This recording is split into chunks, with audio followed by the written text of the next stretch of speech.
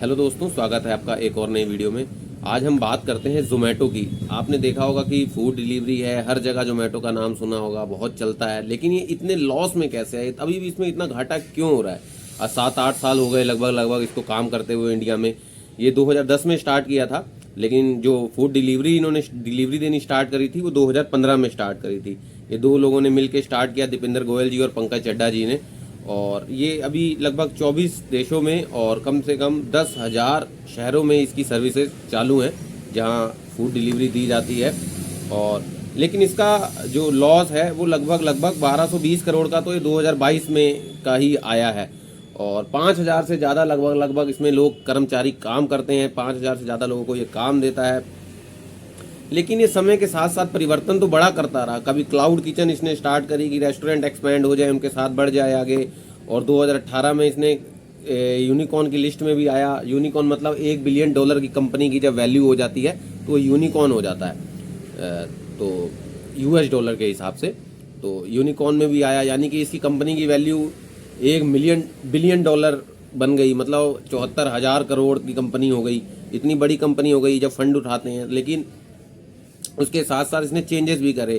फिर उसके बाद जब अप्रैल 2020 आया, कोविड-19 स्टार्ट हुआ, तो इनकी फूड डिलीवरी का बिजनेस बिल्कुल ही एक बार को ठप हो गया। तो उसमें जब मार्केट में जो रिक्वायरमेंट थी उस समय थी, जो ग्रोसरी आइटम होते हैं, किराने वाले आइटम होते हैं, घर के हाउस होल्ड काम होते हैं, उनकी डिलीवरी की डिमांड ज़्यादा बढ़ने लगी। तो उसके बाद इन्होंने क्या कहते हैं, ये उस बिजनेस में आ गए। उसके बाद 80 से ज़्यादा शहरों में इन्होंने ज़ोमैटो मार्केट के नाम से इस चीज़ की डिलीवरी देने स्टार्टेड करी। वो भी इन्होंने जून 2020 में फिर बंद कर दिया, मतलब 2-3 महीने ही चलाया। उसके बाद इन्होंने 3 झारखंड, उड़ीसा और वेस्ट बंगाल में अल्कोहल की डिलीवरी स्टार्ट करी, जब इनको स्टेट गवर्नमेंट से वहाँ से परमिशन मिल गई। उसको भी इन्होंने कंटिन्यू करा। अप्रैल 2022 में इन्होंने 10 मिनट फूड डिलीवरी की सर्विस स्टार्ट करी। इनको लगा कि शायद फूड डिलीवरी में लेट होता है, 30 मिनट 40 मिनट लग जाते हैं, इस वजह से लोग फूड ऑर्डर ना कर रहे हों। इसमें इन्होंने क्या करा कि गुड़गांव जैसे शहरों में अभी स्टार्ट करा। उसमें हर 5 किलोमीटर में क्या कहते हैं, जहाँ पर जो जिस फूड की रिक्वायरमेंट ज़्यादा रहती है, जिस फूड की ज़्यादा ऑर्डर आते हैं, वहाँ पर एक अपना स्टोर बना दिया। वहाँ पर फूड बना करके ऑलरेडी रख दिया, जैसे ही कोई ऑर्डर आया गर्म करा और भेज दिया। तो ये अब इन्होंने स्टार्ट करा 10 मिनट डिलीवरी के नाम से।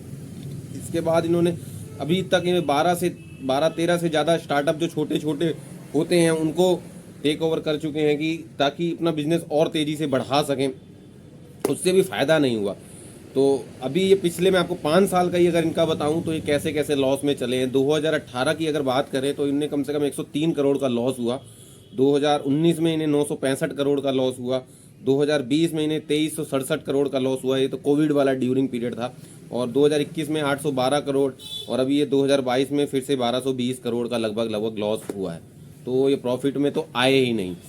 अच्छा, ये लॉस में क्यों है? प्रॉफिट इनका आता कहाँ से है भाई? ये तो रेस्टोरेंट वालों से लेकर के दे रहे हैं, लोग डिलीवरी वाले को भी पैसे यही देते हैं, तो आता कहाँ से प्रॉफिट? इनका जो 70% तो प्रॉफिट है वो आता है जोमेटो एडवर्टाइजमेंट से। ये क्या करते हैं, रेस्टोरेंट में एडवर्टाइजमेंट लगा करके जो उसको सेल को बूस्ट करने के लिए करते हैं, और रेस्टोरेंट वालों से पैसे लेते हैं। उस एडवर्टाइजमेंट से इनको 70% तक का होता है। उसके बाद जोमेटो सब्सक्रिप्शन है। इसमें ये क्या करते हैं कि इनके पास जो इनकी ऐप है और इनके पास बैक एंड पे जो बंदे काम करते हैं, टूल्स इनके पास ऐसे हैं कि ये पकड़ लेते हैं कि बंदा सर्च क्या कर रहा है, किस फूड के लिए सर्च कर रहा है, कौन सा फूड वहाँ पे ज़्यादा सर्च किया जा रहा है, कौन सा फूड, जैसे हर स्टेट में होता है ना, किसी फूड की ज़्यादा डिमांड रहती है, कौन सी शहर में कौन सा फूड की ज़्यादा, तो किस जगह पर कौन सी चीज़ की डिमांड है, कौन सी डिश सबसे ज़्यादा सर्च करी जा रही है, और कौन सी डिश ज़्यादा सर्च नहीं करी जा रही है। ये सब इन्फॉर्मेशन कलेक्ट करके रेस्टोरेंट वालों को देता है जोमेटो, और उसके बदले में उनसे सब मंथली या जैसा भी होगा सब्सक्रिप्शन चार्ज करता है। इसके अलावा जो ऑर्डर आते हैं, ऑर्डर जोमेटो के थ्रू आते हैं, जो डिलीवरी होते हैं, उस पर रेस्टोरेंट से हर ऑर्डर पे 20 से 25% तक का कमीशन चार्ज करते हैं। ये अलग अलग थोड़ा सा शहरों के हिसाब से वेरिएशन हो सकता है इसमें, लेकिन जो रहता है 20 से 25% तक के आसपास इनका कमीशन रहता है। उस पर हर ऑर्डर पे 20 से 25% कमीशन चार्ज करते हैं। ये एक इनका रिवेन्यू मॉडल है। उसके अलावा ये इवेंट ऑर्गेनाइज करते हैं, जैसे न्यू ईयर इवेंट हो गया, और दिवाली इवेंट हो गया, क्रिसमस इवेंट हो गया। उसमें क्या कहते हैं, एडवर्टाइजमेंट करते हैं रेस्टोरेंट के साथ मिल करके। उसमें जब बड़े बड़े इवेंट होते हैं तो उसकी टिकटों के थ्रू भी ये तो इनकम करते हैं। तो ये भी एक इनका ज़्यादा बड़ा मॉडल तो नहीं है, छोटा मॉडल से भी, लेकिन इनकी इनकम होती है।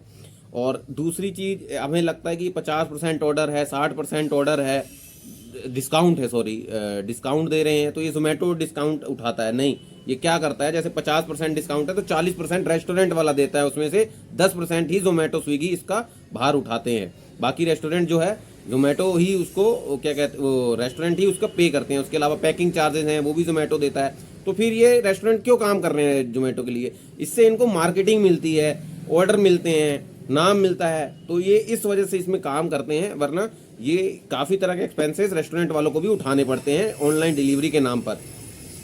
अच्छा, जब जो डिस्काउंट दे रहा है वो भी जब रेस्टोरेंट वाला ले रहा है ज़्यादा से ज़्यादा, तो फिर जोमेटो को लॉस क्यों हो रहा है भाई? जब डिस्काउंट भी वो दे रहा है और 25% 20% कमीशन भी तुम्हें दे रहा है, इवेंट से भी तुम कमा रहे हो, किचन में एडवर्टाइजमेंट करके भी तुम कमा रहे हो, फिर क्यों लॉस है? इसका लॉस का सबसे बड़ा कारण जो है इसका है लो बास्केट साइज। मतलब अब जैसे क्या होता है, ट्रांसपोर्टेशन भी इसको जोमेटो को उठाना पड़ता है, डिलीवरी वाले को जो डिलीवरी का वो उसको देना पड़ता है, और जो ऐप है, डेवलपमेंट है, उस पर काम कर रहे हैं उसको भी जोमेटो ही झेलता है। लोग इतने एम्प्लॉय रख रखे हैं बैक हैंड पे जो सॉफ्टवेयर पे काम करते हैं, आईटी में काम करते हैं। तो जो ऑर्डर होता है ये 20% तक का मान लो कमीशन करता है। 100 रुपये का ऑर्डर आया तो 20 रुपये जोमेटो की कमाई, 20 से ज़्यादा तो उसको डिलीवरी वाले को देना पड़ जाता है। तो ये जो बास्केट साइज है ये एवरेज जो है इंडिया में 300 से 350 रुपये माना जाता है। अब 300 रुपये पे आप 20% मान लो, 60 रुपये 70 रुपये भी मान लो आप देता है, तो 60-70 रुपये से ज़्यादा तो उसका खर्चा आ जाता है उसको डिलीवरी करने में। अब वो डिलीवरी, क्योंकि जो पैसा कलेक्ट करता है वो कस्टमर से करता है, वो अपने पास रखता है, उसके बाद जोमेटो से अपना कमीशन काट के रेस्टोरेंट वालों को दे देता है। रेस्टोरेंट वाला भी कहता है हमें ज़्यादा दो, हमारा खर्चा कम हो, कस्टमर भी कहता है हमारा खर्चा कम हो, हमसे कम लो, और जो राइडर है वो चाहता है कि हमको ज़्यादा दो। तो ये तीनों में से किसी को नाराज़ नहीं कर सकता जोमेटो, अगर इसको बिजनेस रन करना है। तो ये सबसे बड़ा कारण है कम बजट का जो है ऑर्डर आना, उससे उसका एक्सपेंसेस भी नहीं निकल पा रहे हैं। बहुत बड़ा बास्केट साइज इंडिया में है नहीं कि लोग 1000 1500 रुपये का फूड ऑर्डर कर रहे हैं। जो 1000 रुपये का फूड ऑर्डर करेगा वो तो वहाँ जाके खाएगा ना फैमिली के साथ। तो ये सबसे बड़ा एक कारण है जो जोमेटो लॉस उठा रहा है इतने सालों से, कि इसका बास्केट साइज छोटा है, उस पर इसका कमीशन बनता है कम, उससे ज़्यादा इसको खर्चा आ जाता है उस चीज़ को ग्राहक तक पहुंचाने में। उसके बाद ऐप पे इतना काम करना पड़ता है, डिस्काउंट देने में भी 10% झेलना पड़ता है, और डेवलपमेंट उसको आगे बढ़ाने में, और तो ये सब चीज़ें हैं जिससे जोमेटो को लॉस हो रहा है। तो यही था दोस्तों आज की वीडियो में, मैंने अपनी तरफ से कोशिश करी कि आपको एक अच्छी जानकारी दे सकें कैसे उसका बिजनेस मॉडल चलता है और कैसे उसको लॉस होता है और कैसे वो चलाता है इस काम को। तो वीडियो अगर आपको अच्छी लगी हो तो लाइक कर दीजिएगा, चैनल को सब्सक्राइब कर दीजिएगा, वीडियो को अपने दोस्तों के साथ शेयर कर दीजिएगा। जय हिंद, जय भारत।